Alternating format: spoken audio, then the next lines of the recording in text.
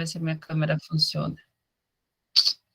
Cheguei. Tudo certo com vocês? Como vocês estão? Deixa eu abrir o chat. E aí? Então, hoje eu vim fazer uma aulinha aqui com vocês sobre um tira-dúvidas do Enem, né? Um explicativo aí, algumas dicas para vocês já acessarem o dia da prova. Eu sei que está chegando perto da data, vocês devem estar um pouco ansiosos já. Tem galera de primeira viagem aí? Vamos lá, fiz o meu primeiro Enem, socorro! Vocês podem se manifestar, agora essa aula vai ser bem conversa, tá? Pode abrir o áudio, pode abrir o chat, aí a galera. Isso aí. Então, pessoal, eu sou a Vitória, se vocês todos não lembram, né? Eu também sou aí, junto com o Lucas, uma das coordenadoras do nosso cursinho.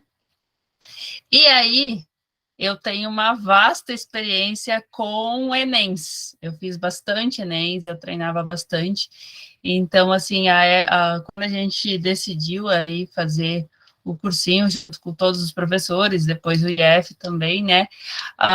Essa meta de alcançar o Enem, de levar, né, o estudo popular para vocês, também está aí no quesito a gente conseguir alcançar quanto mais galera fazer uma prova melhor do Enem, mais galera aprovada, mais gente feliz na universidade, tá? Então, assim, hoje eu vou trazer basicamente dicas, depois eu trouxe uma prova do Enem, de um simulado, para a gente estar analisando aqui em conjunto, aí vocês podem tirar dúvidas e tudo mais, eu vou mostrar algumas questões, e aí, basicamente, como funciona, beleza? Vou aqui compartilhar a tela. E aí...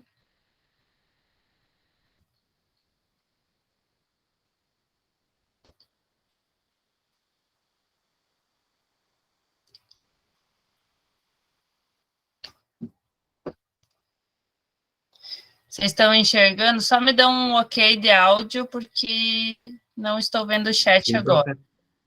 Oi. Sim, estamos vendo. Obrigado. Obrigada. Galera, olha só, eu peguei aqui um simulado que é do SAS, ele imita uma prova do Enem. A gente vai hoje trabalhar com elas porque não tem questões aqui que já caíram no Enem. O Enem, basicamente, ele usa de questões que já foram pré-selecionadas ou vistas, e ele tem um banco de dados, assim, muito grande, de todas as questões. E aí eles fazem a escolha dessas questões com base também nessa questão de tantas questões de nível baixo, né, médias e altas, né, fáceis, médias e difíceis. Então, quando você chegar na prova lá chegar a tempo, tudo certinho, ninguém se atrasar, né? Vocês vão receber o caderno de questões do primeiro dia aí, ó. Eu vou mostrar aqui para vocês, olha só.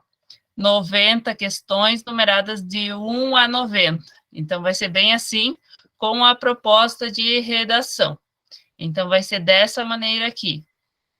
Então, número de questões 1 a 45 de linguagens, códigos e suas tecnologias no meio da prova, a proposta de redação no meio. Se vocês já querem iniciar a prova indo para a redação, pode, mas tem que abrir o caderno no meio.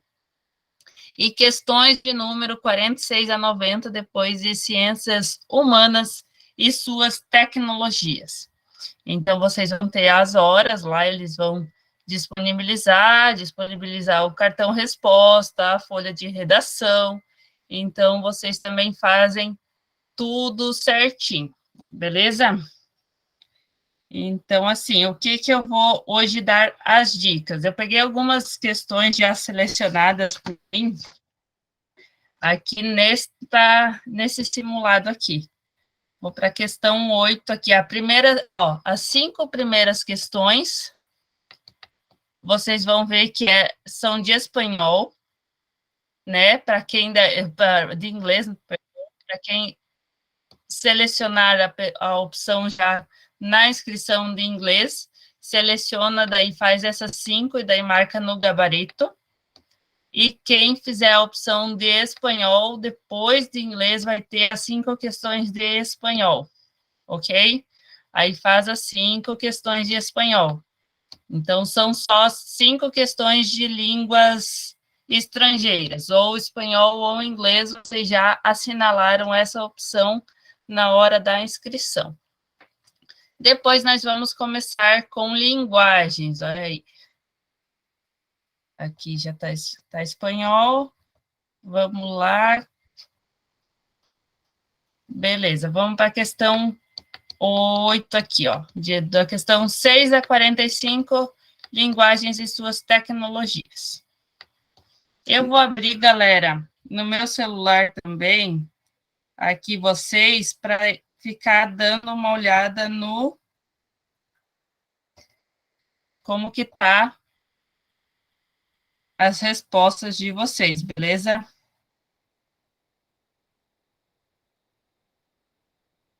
E a gente vai fazer umas questõezinhas só para a gente dar umas dicas para vocês.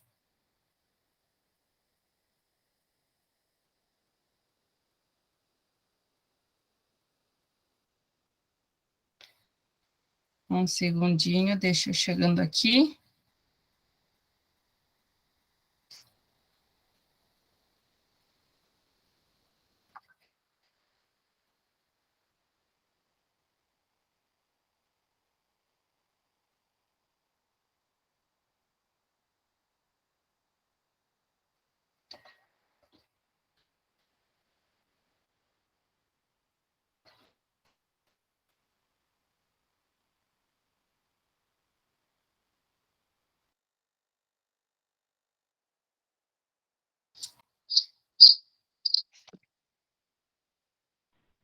Tá, beleza. Vocês me ouvem com microfonia, né? É.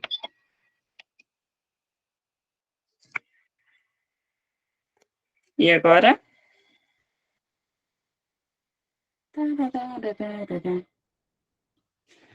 Vamos lá, galera, então. Para essa questãozinha aí, número 8.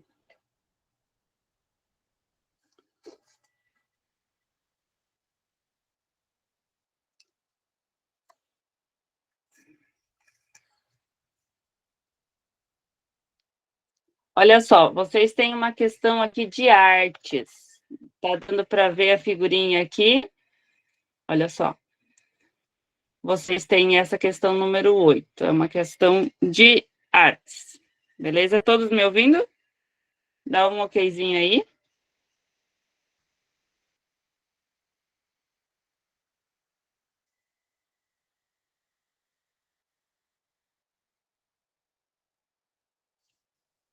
Beleza. Pessoal, olha só. Arame, vamos analisar primeiro a imagem. O que a imagem diz? Arame e madeira nas mãos de Ubirajara viram arte. Aí vamos para a pergunta. Olá, a imagem é arame e madeira viraram arte. O perfil imaginário brasileiro apresenta nas redes sociais produções artísticas populares com base na publicação. Percebe-se que esse perfil ressalta. Então, vocês vão sublinhar a palavra ressalta. Vocês vão usar a caneta mesmo. A gente precisa, durante a prova, selecionar o que a gente precisa destacar. E na pergunta vai ser muito assim, exceto, ressalta, o que... Então, vai ser os sinônimos que vão deixar vocês quererem escolher o que o texto quer dizer ou o que o texto não quer dizer. Então, vai ter essas opções, né? Então, vamos lá na A. O que o texto ressalta? A técnica do artista para incentivar o leitor a diversificar seus objetos decorativos. Tá falando que técnica que eles usaram? Será que tá? Tá lá, ó. Arame em madeira. Mas tá falando a técnica? Não tá falando a técnica. Identidade regional para criar identificação com o leitor de outras localidades. A tela diz, ó, hashtag Pernambuco, Olinda, Nordeste. Está querendo criar uma conexão com outra regionalidade? Não tá. Então, a gente precisa, nas provas do Enem, achar especificamente o que ele quer. E aí, ó, questões sociais das obras para evidenciar os problemas regionais. Tem questões sociais? A gente podia pensar que sim, porque tem um balde lá na cabeça, talvez, da mulher, mas isso evidencia alguma questão? Fala alguma coisa de falta d'água? Não fala. Então, está falando lá arame e madeira. E aí a gente vai ver, ó, identidade do artista. Fala alguma ocasião ali nas hashtags, fala o nome do artista? Também não fala. Então, aí, material utilizado a fim de valorizar a rusticidade das obras. O que é só arame e madeira?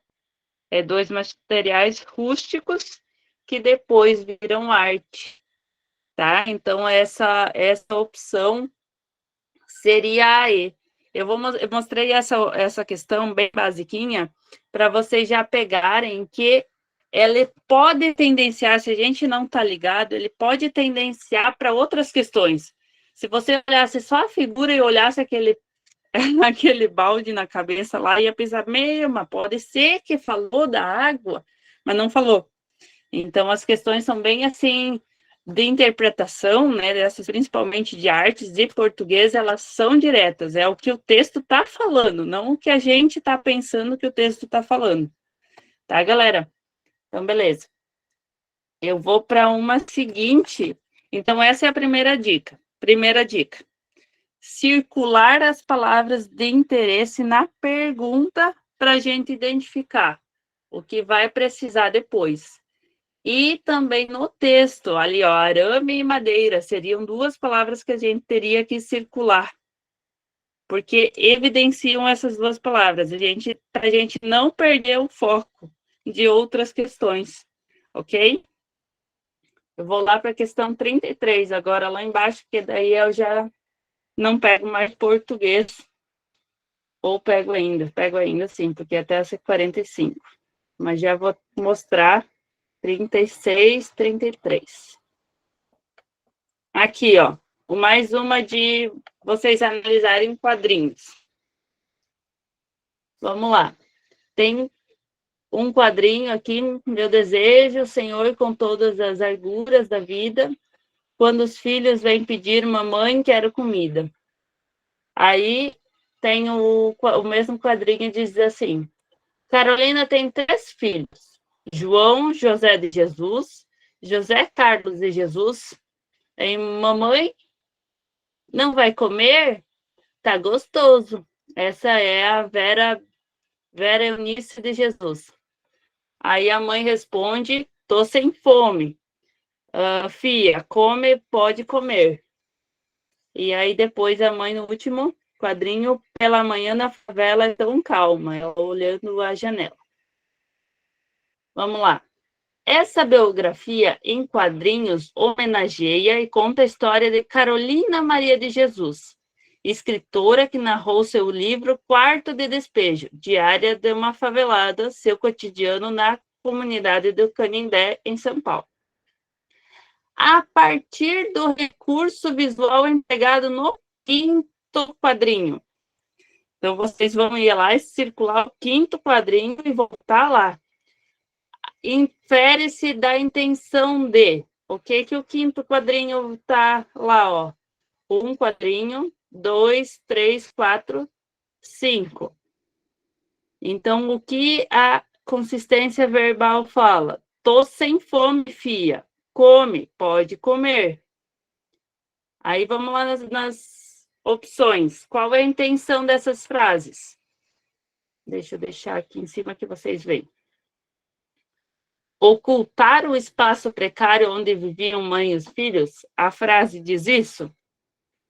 Não, o escuro pode até ocultar, mas a frase não diz isso. Expor a melancolia da Carolina na frente à fome às crianças? Você está vendo ela olhando para as crianças, expondo alguma expressão? Não está expondo nada, né? Está completamente escura a imagem.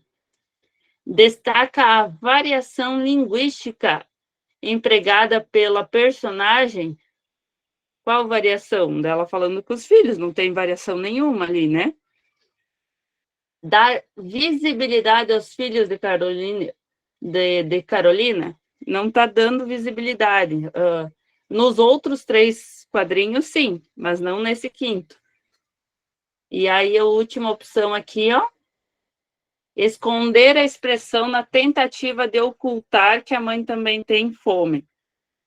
Então, gente, são questões, e daí a E acerta, são questões que são fáceis agora analisando pertinho.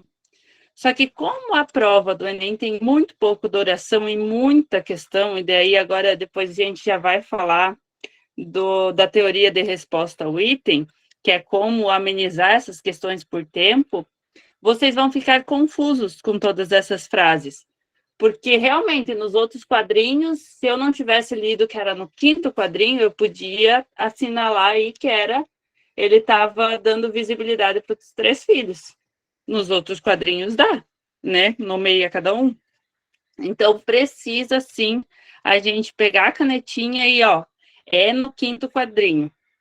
É o que a mãe está escondida, o que está acontecendo aí.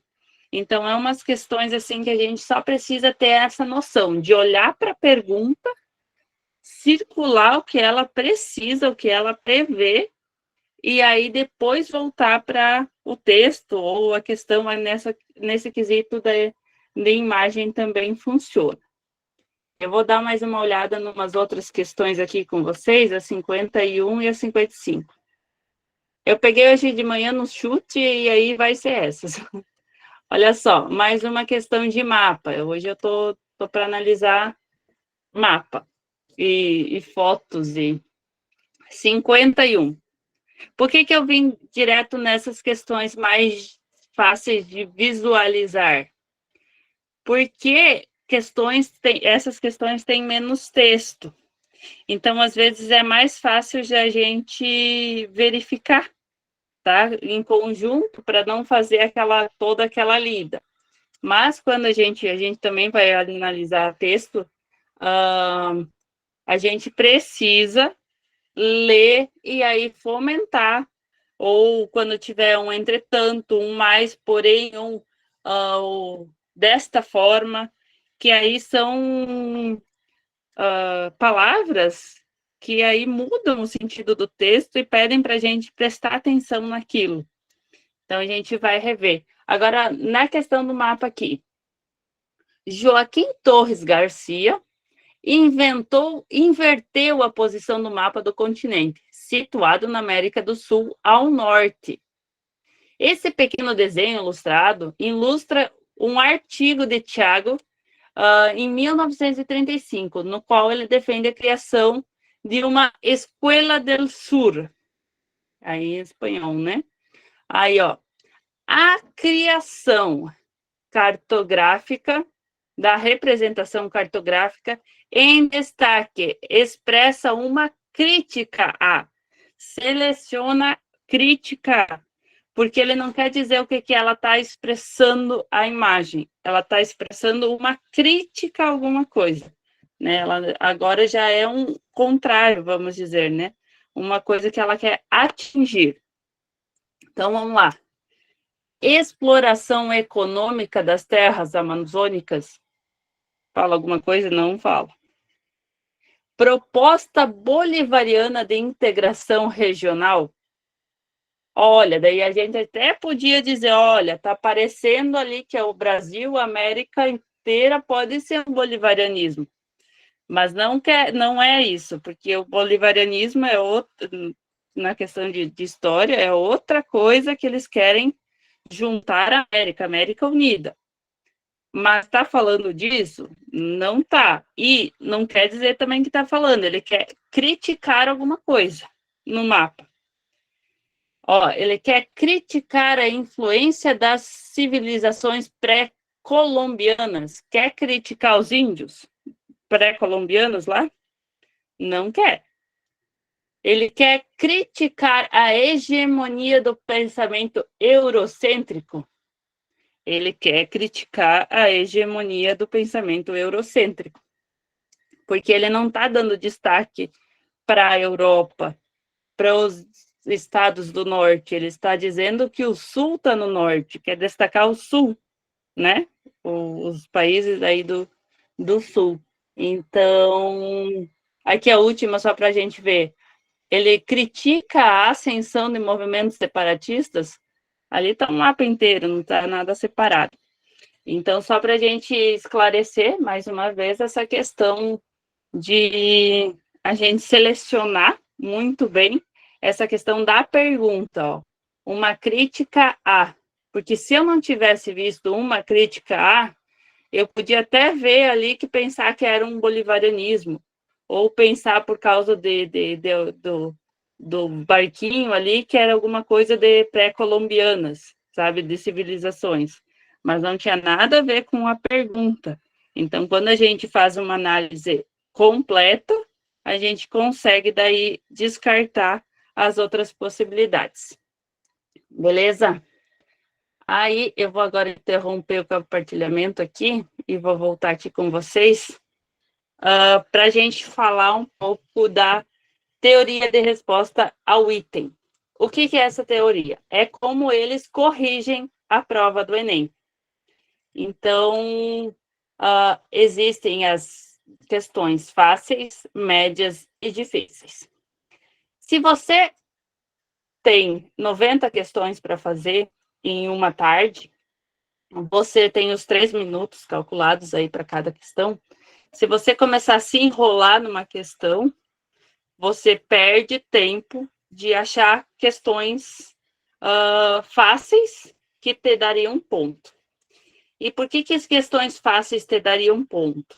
Porque se você acerta todas as fáceis, o teu somatório fica grande para depois somar as médias, para depois somar as difíceis. Então, tu teria que acertar uma média muito alta de questões fáceis para depois começar a somar as de média dificuldade, para depois somar ponto, porque senão ele entende que você está chutando. Se você acertar poucas fáceis e acertar difíceis, o Enem diz, ó, o cara está chutando, vou descontar ponto das difíceis em vez de somar. Beleza? Então, o que vocês precisam fazer? Pegar a prova, abrir a prova, claro, com calma, ler questão por questão, mas chegou numa questão que vocês sentiram certa dificuldade, não conseguiu fazer esse raciocínio primeiro, pula ela, já vai para a próxima. Porque daí vocês vão conseguir fazer todas, ou pelo menos visualizar todas as questões, para que lá no fim não fique 10 questões talvez fáceis para o final, e vocês não deixaram de fazer, que daí seriam questões que somam muitos pontos para vocês. Se é uma questão que você viu que é difícil, principalmente questões de cálculo aí no segundo dia, se você está tendo dificuldade até na leitura ou tudo mais, pula, classifica lá como média ou difícil e pula. Depois é mais fácil você chutar essas, não estou dizendo que é para chutar todas, né? Mas mais fácil você chutar essas sem perder ponto do que depois ter que chutar lá no fim da prova, que tu não teve tempo decorrido para acertar talvez fáceis. Vocês me entenderam? Querem que eu explique de novo? Sim, não. Tá bom. Vamos lá. Fazer as fáceis ou procurar seguir, né, para fazer as fáceis e não ficar empacando em questões difíceis. Ah, mas eu sei fazer, eu sei a fórmula, tal. Demorou para desenrolar, não vale a pena essa questão. Porque essa questão difícil, que vai te delongar muita conta, vai te tirar umas 5 fáceis. né? Então, vocês têm que também fazer esse cálculo, porque o Enem não tem tempo para fazer tudo isso. E outra coisa, a gente não tem memória suficiente para estar focado tantas horas seguidas, o nosso cérebro dá tilt aí no meio. E aí, o que a gente recomenda? Que faça 5 questões de uma matéria e saia para outro conteúdo de outra coisa totalmente diferente, fazer mais 5. Depois, como são 4 matérias, então vai lá e faz. Claro que tem gente que quer fazer redação por inteiro, mas está lá, cansado de fazer redação, pega e vai fazer outra coisa, não faz nem português, que daí a leitura também, faz história, faz filosofia, que aí tu quebra o pensamento e o cérebro liga novamente. Olha, preciso prestar atenção, mudou o tom, mudou o conteúdo, tá? Então, é uma dica bem importante que eu digo dessas 5 questões. Isso também vai ajudar para que vocês não tenham uma disparidade de tempo. Vocês vão fazendo de 5 em 5, todas as questões vão sendo feitas de 5 em 5 em 5, né? Separadas por conteúdo. Ah, vou passar a redação a limpo. Precisa passar, precisa cuidar para deixar o tempo para passar toda a redação a limpo e ainda todas as perguntas no gabarito. Então, estou cansado lá de passar a redação a limpo, vai fazer 5 questões de outro conteúdo, tá? Beleza? Que aí você desfoca o teu cérebro, ele religa para prestar atenção. Porque é maçante, a prova é maçante, é cansativa, não é uma prova gostosa de fazer, a gente sai de lá acabado, mas a gente está numa prova que é um desafio para a gente entrar numa universidade, para entrar numa faculdade, para realizar o seu sonho, né? É uma coisa muito importante, mas que a gente precisa nesse horário, nessa hora aí, focar. Estou exausto demais, dá um pulinho só no banheiro, joga uma água, respira fundo e volta com a consciência também tranquila, né? Sem precisar se desesperar, porque dá para fazer. Vocês viram agora pelos exemplos, né? São questões que, quando a gente prestou, focou, eliminou as coisas ou circulou as coisas importantes, dá para fazer. Coisas. E aí tem uma coisa importante. O Enem, ele traz muito sinônimo, que é tudo palavras parecidas para as mesmas respostas. Então, você foca na pergunta e aí elimina a resposta. Você pode ter respostas que são meias certas, mas você precisa de respostas que estejam inteiramente certas. Eu vou dar uma analisada com vocês em mais uma questão que eu acho que eu consigo mostrar isso. Deixa eu ver. Vocês entenderam a questão da teoria de resposta ao item? Que aí essa questão de vocês, ao ficarem focados em responder as questões fáceis, as questões médias, e depois, por fim, se vocês são expertos, conseguir responder as difíceis, tá? Isso ajuda bastante a gente, tá, gente? Ajuda bastante porque não há tempo decorrido para tanta questão e não há cérebro suficiente para só 3 minutos cronometrados. Então, a gente precisa cronometrar o nosso tempo muito bem, muito certinho. Dúvidas? Vocês podem perguntar agora. Eu fiz umas 7 provas do Enem aí na minha vida.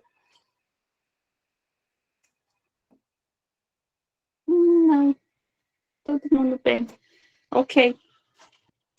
Deixa eu ver onde está a minha perguntinha que eu ia mostrar. Número 68. Já mando lá para vocês.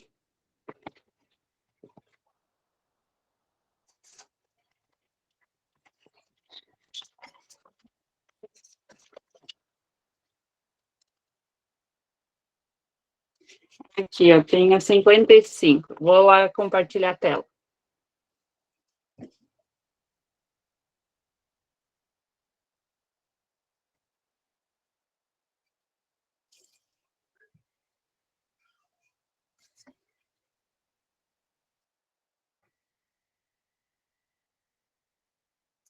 Aqui é 55, que é texto.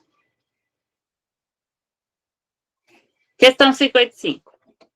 Essa abundância de vida buscada por todos os povos do mundo, para os povos indígenas, passa necessariamente pela manutenção dos seus próprios modos de viver, os que significa formas de organizar trabalhos, de dividir bens, de educar filhos, de contar histórias da vida, de praticar rituais e tomar decisões sobre a vida coletiva.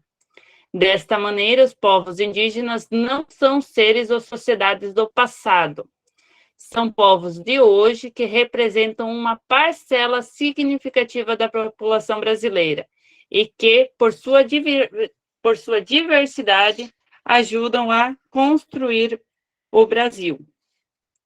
Então, vamos ver o que segundo o texto, o reconhecimento da diversidade dos povos indígenas brasileiros é fundamental para...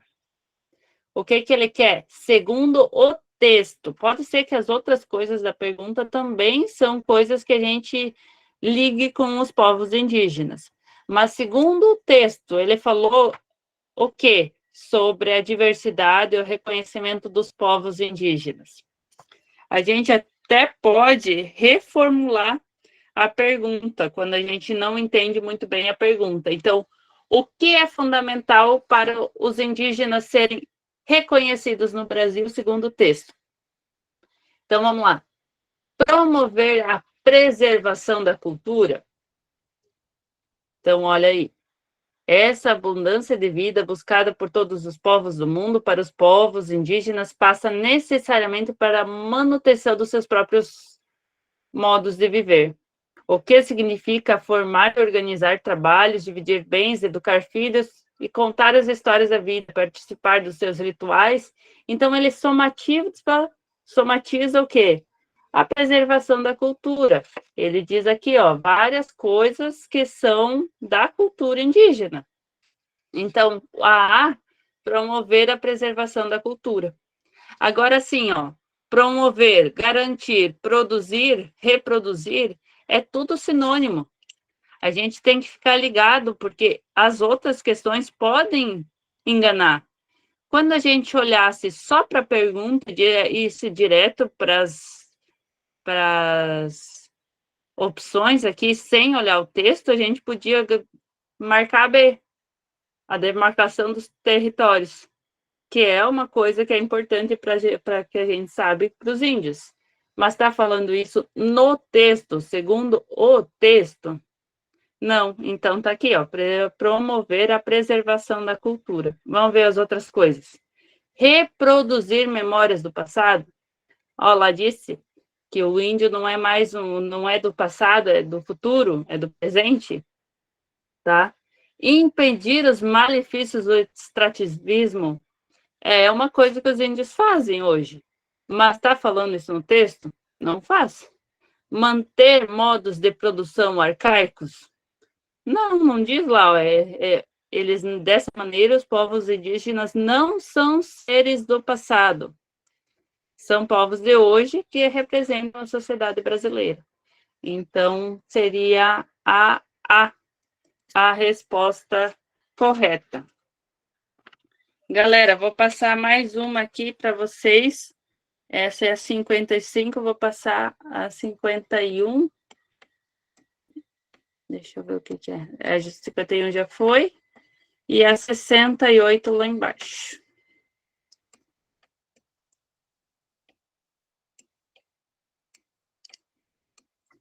Opa, já está no 70. Olha quanto texto tem. E isso é história. O primeiro dia é massivo de textos.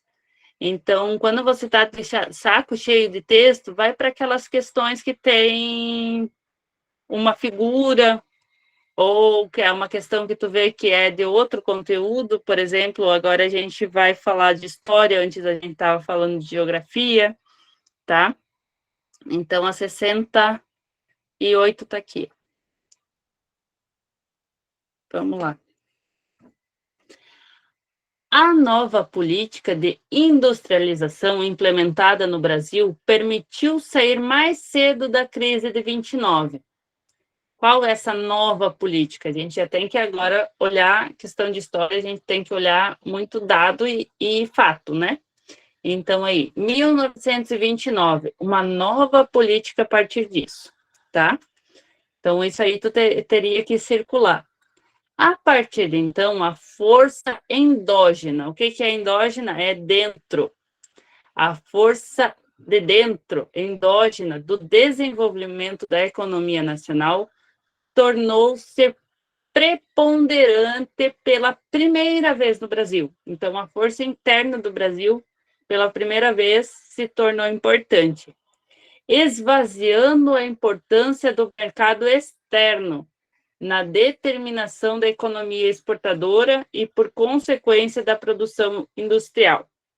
Então, a partir de 29, o que aconteceu no Brasil? Que eles deixaram de precisar do estrangeiro, né? E precisar se manter aí a força nacional, então. Olha lá. O texto se refere a um período no qual o desenvolvimento industrial brasileiro passou a ser direcionado por políticas que envolvem a interferência estatal protecionista. Sim, é essa. Mas vamos olhar com calma. O que é interferência estatal protecionismo? É proteger o interno, é valorizar o Estado, tá? Então, olha ali, o estatal, Estado, né? E protecionista, proteção, interno, fico aqui. Então, é essa a resposta. Então, aí, depois de 29, aí depois o Vargas chegou, eles começaram uma política industrial, né, interna, aí com essa proteção estatal. Então, seria a que, em outras palavras, a falou tudo o que tinha no texto aqui, só que olha, sinônimos, que é importantíssimo na história a gente entender. Protecionismo é o quê? Protege interno. Vamos ver as outras questões. Aplicação de princípios neoliberais. O neoliberalismo ali estava surgindo com muita força, mas nos Estados Unidos, ainda aí com a mão de ferro, né? Eu acho que vocês deram uma estudada nisso. Então, essa questão do neoliberal ainda estava muito forte, mas nos países externos, capitalistas, aí, o neoliberalismo. E aí a gente é um capitalismo, mas que estava se desenvolvendo internamente, tá? Para produção aí nacional. A atração de empresas multinacionais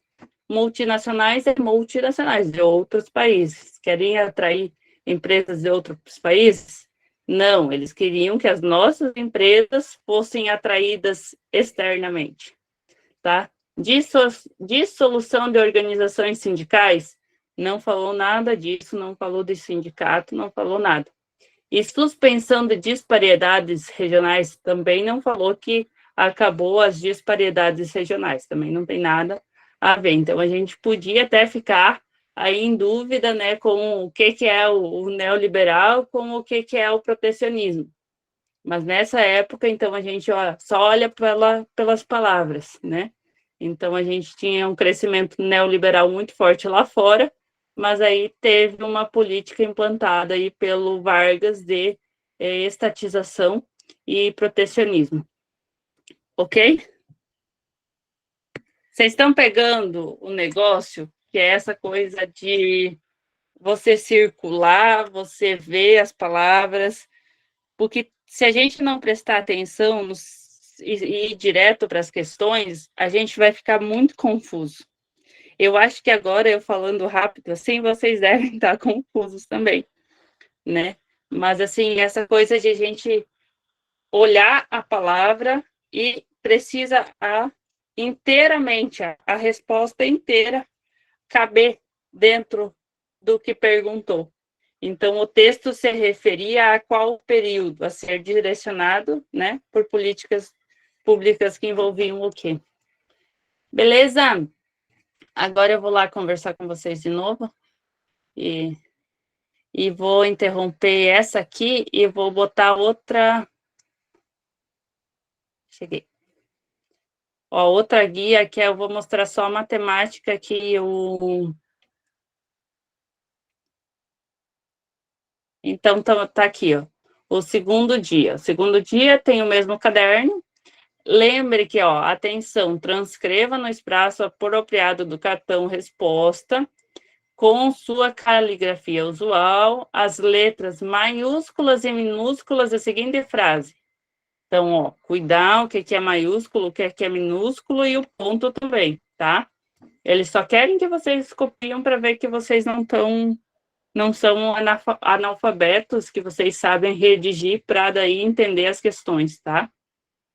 E aí, aqui as questões começam daí do 91. Parou lá no 90, na prova do domingo anterior, e aqui na prova do domingo posterior, vai do 91 ao 135. E aí já são, ó, as matérias vão ser ciências, natureza e suas tecnologias, e matemática e suas tecnologias. Então, física, química, matemática e... eu acho que é isso. E biologia, tá?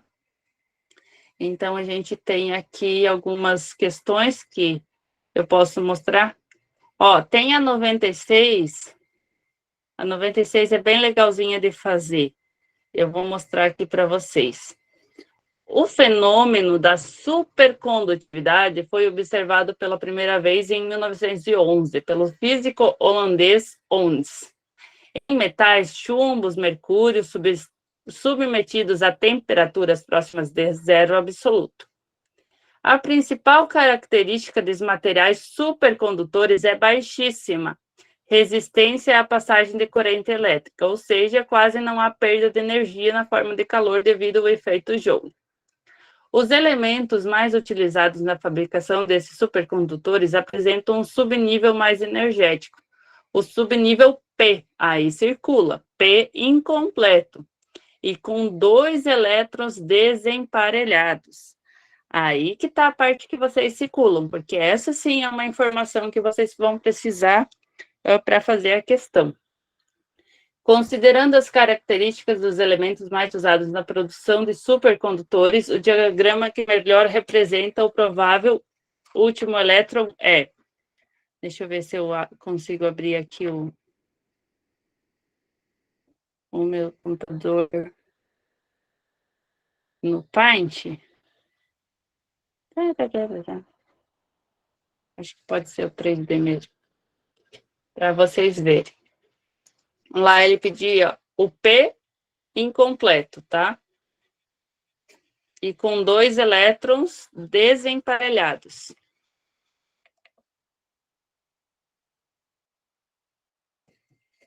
Vou pegar aqui, ó. O que é o P? O primeiro é sempre o quê? O S, o P, o D, que aqui tem 5, daí 1, 2, 3, 4, 5. Vocês viram esses conteúdos em química básica? Não? Sim? Esse PDF. Aqui são 7. Eu ia precisar mais um pedaço. 1, 2, 3, 4, 6, 7. Tá horrível isso aqui, mas tá beleza. Vai lá. S, P, D e F. Então, ele pediu no P com 2 elétrons desemparelhados, né? Então, menos 2. Ai, aqui foi terrível. Com 2 elétrons desemparelhados. Então, vamos lá no P, ó. Os outros descartam, tá? Já descarta isso aqui.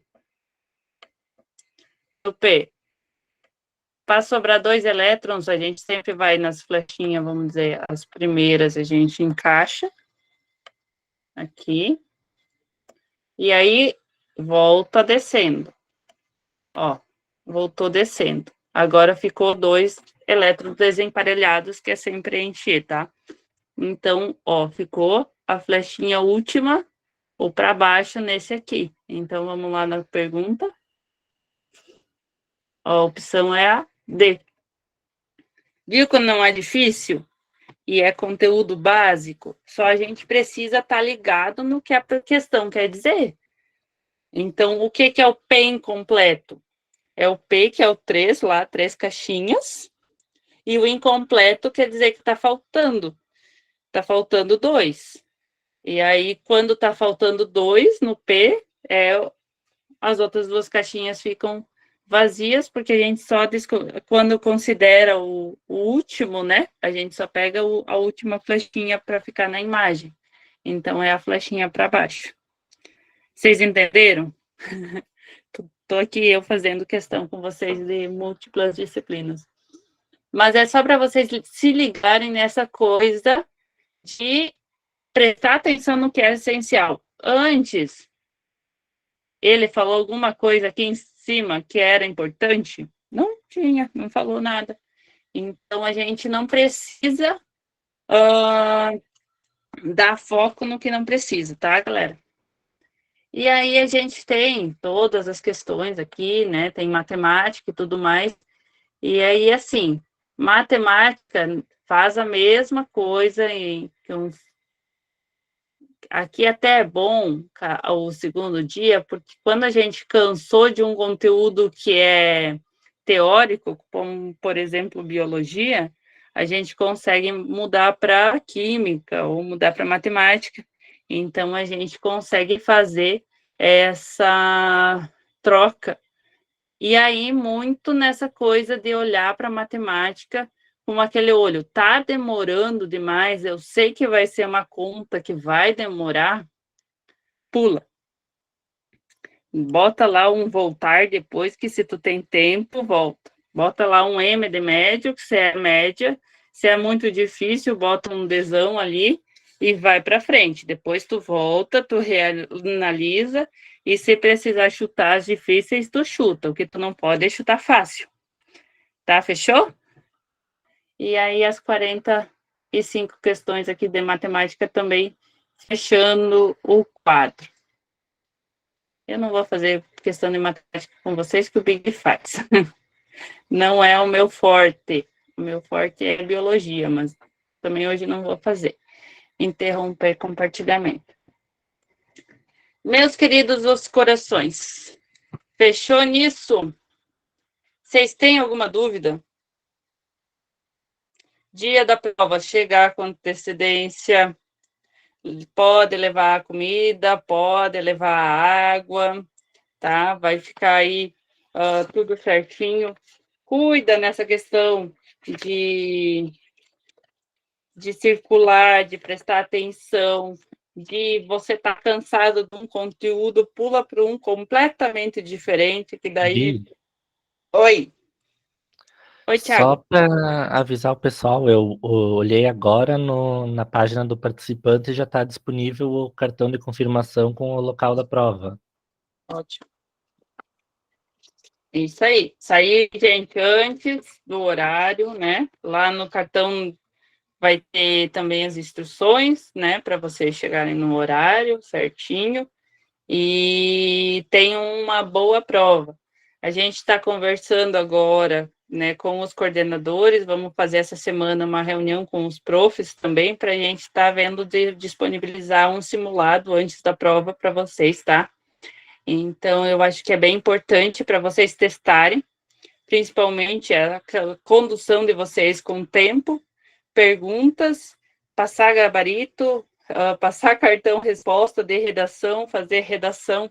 Então, é muita coisa para vocês, talvez, irem direto para a prova. Assim, com o simulado, vocês têm uma certeza, ou também já treinam um tema de redação aí que pode cair na prova. Ano passado, a gente acertou o tema, foi o mesmo tema que a gente deu no simulado, caiu na prova do Enem. Então, a galera já estava meio embasada para fazer a prova do Enem. Então, essa é uma coisa bem legal que aconteceu ano passado. A gente vai disponibilizar um tema também, a gente sabe que não pode ter certeza que vai acertar, mas é um tema que está em alta, e aí vocês podem estar fazendo, e a prof vai corrigir durante a semana para a gente estar repassando tudo para antes do Enem, tá bom? Então, vocês vão ter 2 domingos aí, pode ser que 3, de provas, mas vale a pena, porque às vezes é o futuro de vocês que mudam, né? E a gente sabe como a educação precisa ser visualizada com um olhar mais carinhoso, que precisa, assim como a gente, os professores, eu, o Lucas, que somos coordenadores, os bolsistas, todo mundo acompanha vocês aí querendo um futuro melhor, uma educação de qualidade para todo mundo, tá? Quem quiser, a lista de presença está aí disponível. E aí, depois a gente vai fazendo os encerramentos. Alguém tem uma dúvida? Olha que eu apareço aqui só de vez em quando. Brincadeiras à parte.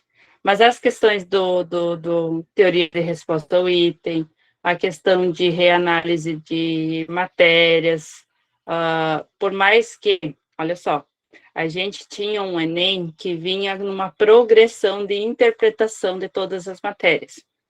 Hoje, a gente tem um Enem muito diferente, que é conteudista. Então, às vezes, você vai chegar ali, ó, as questões de história. Talvez você não saiba o que é bolivarianismo. Uma vez conseguia sair dessa.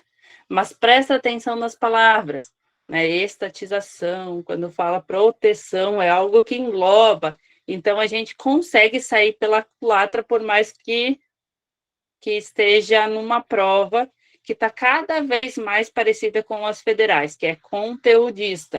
Conteúdo mesmo de ensino médio, assim, aplicado, né? Mas aí, no que a gente consegue, português tem uma vasta gama aí de interpretação, né? E aí consegue fazer umas questões boas. E tem muita questão que também pode ser fácil, que é média e tal. Basta a gente estar concentrado. Mas aí vai de a gente ter uma boa alimentação, a gente também ter uma noite de sono legal, a gente comer adequadamente, tá? A gente levar um lanchinho, levar água, chegar no horário.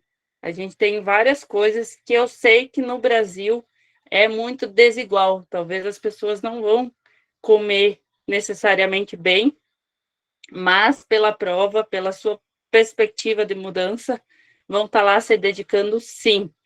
E ser pré-ENEM é mostrar isso, que a gente está fazendo por vocês e vocês farão por nós, porque vocês estão nos representando lá, tá?